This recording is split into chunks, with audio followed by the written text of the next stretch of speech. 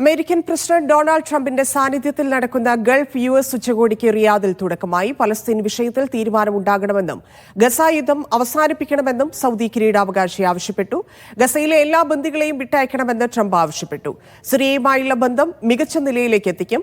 ഗസയിലും യമനിലും ലബനാനിലും സ്ഥിരതയാർന്ന ഭരണം വേണമെന്നും ട്രംപ് പറഞ്ഞു. ഉച്ചകോടിക്ക് മുന്നേ സിറിയൻ പ്രസിഡന്റ് അഹമ്മദ് അൽ ഷാറയുമായി ട്രംപ് കൂടിക്കാഴ്ച നടത്തി. സൗദി കിരീടാവകാശിയും ഓൺലൈൻ വഴി തുർക്കി പ്രസിഡന്റും ചർച്ചയിൽ പങ്കെടുത്തു. ونسعى معكم فخامة الرئيس وبالتعاون مع أشقائنا في دول مجلس التعاون الخليجي لوقف التصعيد في المنطقة وإنهاء الحرب في غزة وإيجاد حل دائم وشامل للقضية الفلسطينية وفقا لمبادرة السلام العربية والقرارات الدولية ذات الصلة بما يحقق الأمن والسلام لشعوب المنطقة. كما نؤكد دعمنا لكل ما من شأنه إنهاء الأزمات ووقف النزاع بالطرق السلمية. ومن هذا المنطلق تستثمر المملكة في تشجيع الحوار بين الأطراف اليمنية والوصول إلى حل سياسي شامل في اليمن. وسنواصل جهودنا لإنهاء الأزمة في السودان من خلال منبر جدة الذي يحظى برعاية سعودية أمريكية. അഫ്താബ് റഹ്മാൻ ചേരുന്നു. അഫ്താബ്, ലോകം മുഴുവൻ അങ്ങോട്ട് ഉറ്റുനോക്കുന്നു. സമാധാനം പുലരുമോ, ഗസ ഫ്രീ ആകുമോ എന്നുള്ളതിലാണ് എല്ലാ ആകാംക്ഷയും നിൽക്കുന്നത്. എങ്ങനെ നടക്കുന്നു ട്രംപിന്റെ പരിപാടികൾ ഖത്തറിൽ?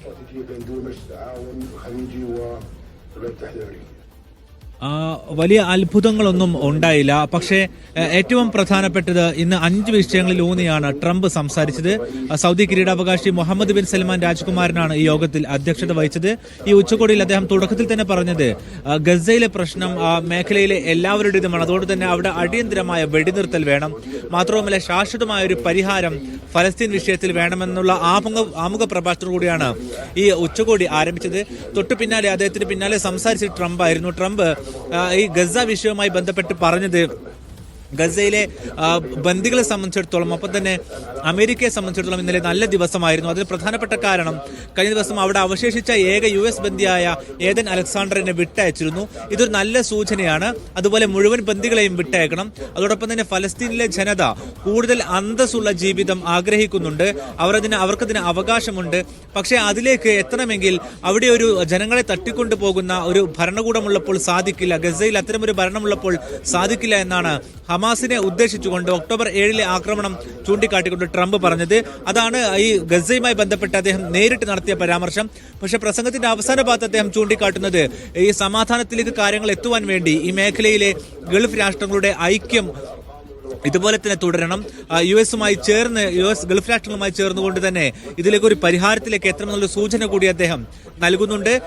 രണ്ടാമത്തെ ഒരു വിഷയം അദ്ദേഹം ഇന്ന് സംസാരിച്ചത് സിറിയയുമായി ബന്ധപ്പെട്ടാണ്. നമുക്കറിയാം, സിറിയ ഏറെക്കാലമായി US ഉപരോധത്തിലുള്ള രാജ്യമാണ്. കഴിഞ്ഞ ദിവസം അവരുടെ ഉപരോധം നീക്കാൻ US പ്രസിഡന്റ് ഡൊണാൾഡ് ട്രംപ് പ്രഖ്യാപനം നടത്തിയിരുന്നു. അതിന് പിന്നാലെ ഇന്ന് ഏറ്റവും നിർണായകമായ നീക്കം നടന്നത് സൗദി കിരീടാവകാശിയോടൊപ്പം എത്തിയ അഹമ്മദ് അൽ ഷാറ, സിറിയയുടെ പുതിയ പ്രസിഡന്റ്, ഡൊണാൾഡ് ട്രംപുമായും അദ്ദേഹത്തിന്റെ മന്ത്രിമാരുമായും ചർച്ച നടത്തിയിട്ടുണ്ട്. എന്ന് മാത്രമല്ല, തുർക്കിയും ഈ വിഷയത്തിൽ അഹമ്മദ് ഷാറയുടെ ഭരണകൂടത്തിന് മേലുള്ള ഉപരോധം നീക്കാൻ US-നോട് ആവശ്യപ്പെട്ടിരുന്നു. അദ്ദേഹം ഓൺലൈൻ വഴി ഈ യോഗത്തിൽ, സൗദി കിരീടാവകാശിയും ട്രംപുമായുള്ള യോഗത്തിൽ നേരിട്ട് പങ്കെടുക്കുകയും ചെയ്തു.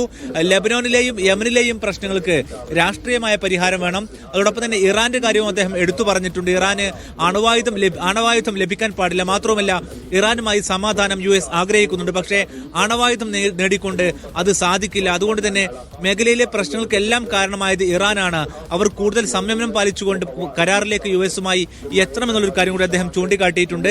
ഇപ്പോഴും ഉച്ചകോടി പുരോഗമിച്ചുകൊണ്ടിരിക്കുകയാണ്. നിലവിൽ ഒമാന്റെ പ്രതിനിധിയാണ് സംസാരിച്ചു കൊണ്ടിരിക്കുന്നത്.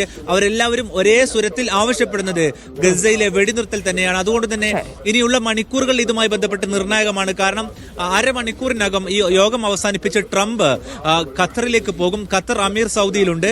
അദ്ദേഹവും ഉടൻ ദോഹയിലേക്ക് മടങ്ങും. ദോഹയിൽ വെച്ച് ഇസ്രയേലിന്റെ പ്രതിനിധികളുമായും ഒപ്പം തന്നെ ഈ ബന്ദികളുടെ കുടുംബങ്ങളുമായും നേരത്തെ മോചിതരാക്കപ്പെട്ട ബന്ദികളുമായും ട്രംപ് ഇന്ന് കൂടിക്കാഴ്ച നടത്തുമെന്നാണ് നിലവിലുള്ള വിവരം. അങ്ങനെയെങ്കിൽ ഖത്തറിൽ നിന്നും എന്തെങ്കിലും പുതിയ വാർത്തകൾ നമ്മൾ പ്രതീക്ഷിക്കുന്നുണ്ട്. അതായത് ഖത്തർ അമീർ ഇന്നലെ പറഞ്ഞത് ഗസയിലെ നിലവിലുള്ള ഭരണമാണ് ഈ വെടിനിർത്തലിന്, അല്ലെങ്കിൽ ഗസയിലെ നിലവിലുള്ള ഭരണകൂടമാണ് ഈ വെടിനിർത്തലിന് തടസ്സമാകുന്നതെങ്കിൽ അത് ഒഴിഞ്ഞുകൊണ്ടുള്ള ഒരു പരിഹാരം വേണമെന്നുള്ള സൂചന ഇന്നലെ ഖത്തർ അമീർ ചൂണ്ടിക്കാട്ടിയിട്ടുണ്ട്. എന്ന് വെച്ചാൽ ഹമാസ് ഭരണമൊഴിയാൻ നേരത്തെ സമ്മതിച്ചതാണ്. അത്തരമൊരു നീക്കം നടക്കുകയാണെങ്കിൽ സ്വാഭാവികമായിട്ടും ഫലസ്തീൻ രാഷ്ട്രത്തിലേക്കുള്ള വഴി തുറക്കണമെന്നുള്ളതാണ് ഹമാസിന്റെയും ആവശ്യം. ഏറ്റവും പ്രധാനപ്പെട്ടതും അവസാനത്തേതുമായി ഈ യോഗത്തിൽ ട്രംപ് പ്രസംഗം അവസാനിപ്പിക്കുമ്പോൾ പറഞ്ഞത് അബ്രഹാം അക്കൂറിലേക്ക്, അതായത് ഇസ്രായേലുമായി നയതന്ത്ര ബന്ധം സ്ഥാപിക്കാൻ കൂടുതൽ രാഷ്ട്രങ്ങൾ മുന്നോട്ട് വരും, ഗൾഫ് മേഖലയിൽ മുന്നോട്ട് വരും, സൗദി ഉൾപ്പെടെയുള്ള രാജ്യങ്ങൾ മുന്നോട്ട് വരുമെന്ന് അദ്ദേഹം സൂചിപ്പിക്കുന്നുണ്ട്. അത് അവർ സമയമാകുമ്പോൾ ചെയ്യും.